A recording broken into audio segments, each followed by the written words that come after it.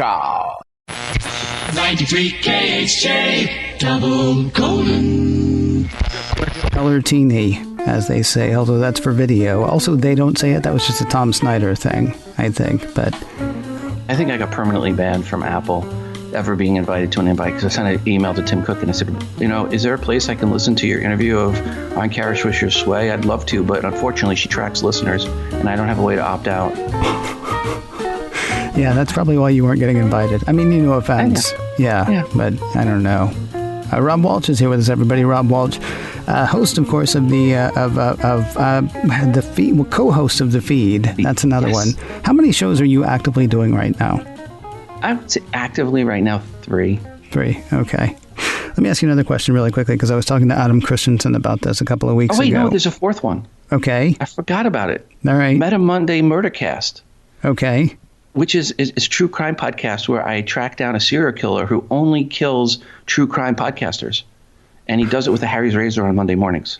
Is your site on Squarespace? It's not. I feel like you're missing a bet then. Meta Monday Murdercast. All right. So Meta Monday Murdercast, the feed, opt-in, and today in iOS. Yeah. So throw a rock. You'll hit Rob Walch. Don't throw it hard, though, because we like him. I want to ask you a question really quickly, because this is something I was talking about with Adam Christensen a couple of weeks ago when we were talking about the announcement that Apple made about podcasts and going back behind and all that stuff. I think you just answered the question, though, because you're currently doing 4 different podcasts. Do you have the thing that both Adam and I have where it's like everything's a podcast? People put an audio file up on a website and they go, it's a podcast. No, well, no, my kids. That's not what I mean. No, I mean where like any idea that you have, like the first thing you're thinking is, oh, that'd be a great podcast. And then, you take a few minutes and go, actually, that'd be a pretty terrible podcast, but it was fun to think about for a few minutes. Well, yeah, the Meta Monday Murdercast, it was one that I said, hey, can I launch a podcast in 1 hour? And I went from thought to launch in an hour. Gotcha. The opt-in was just like, I'm doing all this work on data privacy. And I was like, you know what? I'll just throw this in a podcast. It'll be infrequent releases. I actually said in the trailer episode that, hey, make sure you turn on notifications for whichever app you subscribe to me on, because I have no idea what the schedule is going to be. So let me ask you, I want to talk, because you jumped to the end of what I wanted to talk about with the whole Apple and podcasting and all that stuff. But let's start back at the beginning. Apple, of course, with iOS 14.5, updated the podcast app. They apparently have some really neat new page stuff that doesn't look incredibly different to me, but okay. Maybe I'm just not cool enough to have something incredibly different happen on my screen. There is, of course, the big thing is the fact that they're going to have the paid podcasts as well. But before we even get to that, because mostly I was like, hey, all of these changes sound great. And then iOS 14.5 came out. And suddenly the 10 minutes it used to take to be able to see my podcast turn up in Apple Podcasts became like an hour and a half, depending on when I posted versus when I had to come by. And this hasn't been publicized out there much. Okay, so like real reason why, or you're guessing why? Yeah, no, this is the real reason why. Okay. Apple has changed it. In the past, when people subscribe to a podcast, what would happen? You would subscribe, and then your individual device would ping the RSS feed directly to the server. Right. Now you ping back to home base, to the mothership.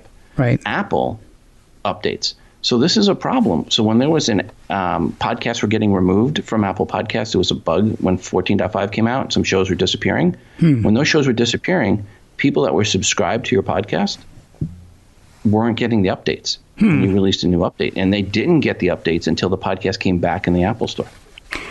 See, because I had heard, I can't remember, it wasn't Hot Pod, it wasn't Nick Quad, but it was somebody else, had done a thing about, they have a daily podcast as well, and they were going through and saying, right, so here's when everybody is pinging us. Like, I think Overcast was pinging them once a minute. Google was like once every 7 minutes. Another one was every 8 minutes. And as of last week, at least, or week before last, now as people hear this, Apple Podcast was pinging them every 2.1 hours. Yeah, and that the problem there is if someone picks up the Apple Podcast app for Mac OS X in the morning and they pull to refresh, it doesn't go to the server. It goes to the home. It goes to the mothership. Right. And if the mothership hasn't, and the main server hasn't pinged, it's just going to go, oh, nope, nothing there yet. Yeah. And that, to me, is really something I hope Apple backtracks on and changes. It's not a feature that I am a fan of. It's not the open RSS that we're used to. Yeah. So see, for most shows, it doesn't really matter, I don't think, because most shows just kind of happen when they happen, right? Like, I'm thinking about things like the ones that I listen to, like the nightly news podcasts that are, basically the audio of a video thing. All of a sudden, those are coming to me much later than they used to. Same sort of thing I would imagine with the BBC, unless the BBC's got a little nudge, nudge, wink, wink, say no more thing going on with them.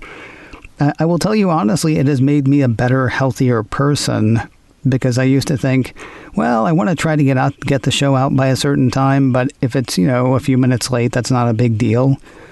And now I'm like, I'm doing everything I can to get it out by midnight on the West Coast, so that by the time people wake up on the East Coast, it will actually be there.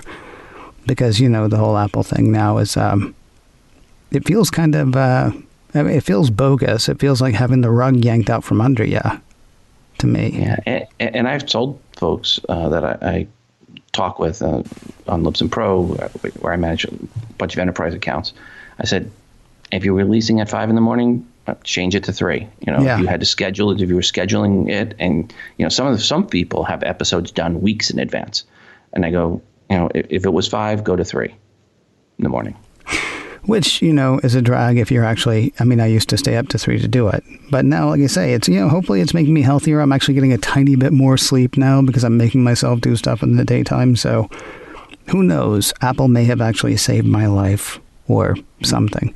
Talk to me about the paid plan itself, because there's been, I don't want to say what there's been, because honestly, I haven't had my ear to the ground. I spent a lot of time trying to decide, because nothing that I do currently is going to go behind the paywall. The stuff that's out there now is just the stuff that's out there now. I'm not interested in doing an advertising-free version of Mac OS Ken. I'm not interested in taking it a few minutes back behind the paywall. But to the question I asked you at the beginning of the show, everything's an idea for a podcast. I could see coming up with something that I just, sort of try in Apple's little paid terrarium thing. I'm curious what your thoughts are on their plan. Yeah. First, you need to understand, if you're a podcaster and you're going to do this, it's only going to be available in the Apple podcast ecosystem. Today, that means no Android users. If you keep it just there, because there's nothing apparently about exclusivity. You would just have to publish it someplace else again. You would have to then, if you wanted to get it on Android and other places, you'd have to go with another service. So, so just understand that Apple does do DRM on this. You upload the files in FLAC or WAV. I asked them, why no AIFF? GarageBand. Because I thought that was odd. But the reasoning is they're using the same tools they use for Apple Music to convert. And so that's what they've used for Apple Music is FLAC, stereo FLAC, and uncompressed WAV. Mm-hmm. So as a podcaster, you have to understand, hey, you're going to have to upload a really large file. It is going to get DRM'd, so that's nice, but it's only going to be available for people on the Apple Podcast ecosystem, which last month it was about, or I think it was March. It was last month I measured. March was 39% roughly of the podcast consumption across the Libsyn ecosystem was directly to the Apple Podcast app. Then there was others for iTunes and some other stuff in the Apple ecosystem, but Apple Podcast specifically app was about 39%. 39% doesn't stink, though, because those 39% are pretty used to going, yeah, I'll give Apple 99 cents, right? And people definitely do buy more and Apple, and it's going to be the easiest conversion for sure from listener to paid person. That is without a doubt. Yes. So are you cool with it? I was kind of thinking that Apple would eventually have something like this, especially when they changed the name from subscribe to follow. That's the other thing that was changing the Apple Podcast app. You no longer subscribe to a podcast. Right. You now follow Mac OS Ken. Right. So when that happened, I postulated on the feed, I said, well, maybe that means now Apple's going to have paid subscriptions. But I didn't think they would have it one-to-many, which they're not. They're doing one-to-one. So there's one-to-many would be like, one person subscribing to many different pieces of content like Netflix, or there was a service out there called Luminary. There's another one called How. Yeah. And in the podcast world, those aggregated one person pays for a lot of different access have failed miserably because podcast listeners don't want to pay for a lot of content. They want to really donate to the show they like. And when you have that one-to-one, it tends to work. When it's one-to-many, not so much. See, what's interesting to me is this is something that I had wanted and actually mentioned something along these lines on MacBreak Weekly probably a decade ago or almost a decade ago. And I didn't have, obviously, this, like, the thing that they came up with, their whole system. It didn't occur to me that it would be exactly what it is. But what I said was, at the time, if you want to publish a book, they have, things for that, and you can sell through Apple. If you want to publish an app, they have, tools for that, and you can sell through Apple. If you want to publish a podcast, great, we'll take it. That's it. There was nothing like this. At the same time, though, having wanted that for over 10 years, it never occurred to me that they would actually do it. I thought it was going to be what everybody else was expecting, which was, you had somebody like Joe Rogan, but hopefully not as offensive, and, basically say, here is our paid podcast service, which would really just be paid radio shows without the radio. And nobody's really going to pay for it, but that's okay because they would just fold it into Apple One anyway, was my thinking. Let me ask you one other question really quickly. Philosophical question. Is anything behind the paywall a podcast? So many people call everything a podcast. Right. I mean, you put a link up on a website now, and it's an audio file. It's a podcast. That's right. That's where you started, yes. Yeah, I mean, my kid's school was that way. They had 3 links to audio files up on their site. They said, listen to our podcast. They sent an email around saying, listen to our podcast. I went to it, and he just started at this school this year. And I went, what? What is this? This isn't a podcast. So I emailed the head of the school, and I said, hey, I saw your email, and do you really want a podcast? I kind of work at a company that can help you, and we'll do this, and I'll donate your, get you some real hosting. And they're like, oh, okay. So now they have a real podcast. Oh, cool. Yeah. But so, yeah, that nothing makes my eyes roll faster than just a link to an audio file, and someone says, oh, it's a podcast. Yeah. So is it technically a podcast? I'd say no. To me, a podcast is you have an RSS feed that is readily available on all the different aggregator apps, and anybody can subscribe to it. That, to me, is what a real podcast is. This is premium. Is it premium podcast? I guess you can call it a premium podcast, but you have to have that premium word in there. All right. Yeah, it's kind of funny because they changed the whole, subscribe to follow, but they still call it a podcast. I would figure they would call, the free things podcast and the other things shows, or pod shows. Pod show's a thing, though. Yeah, pod show. That's a. Yeah, don't put there. No, you can't do that, I guess. Now, here is the one thing that I think we might see out of all of this, which is good news for all podcasters, is up until this point, there's been no place to advertise in Apple Podcasts, as you have in, say, the App Store. And as you know, they just are getting ready to expand it in the App Store, that advertising. Yeah. So now that you can have paid podcasts, it would make sense that Apple would add in the ability to start advertising and have a banner or, a little ad placement in the Apple Podcast search results, just like you get in the App Store search results.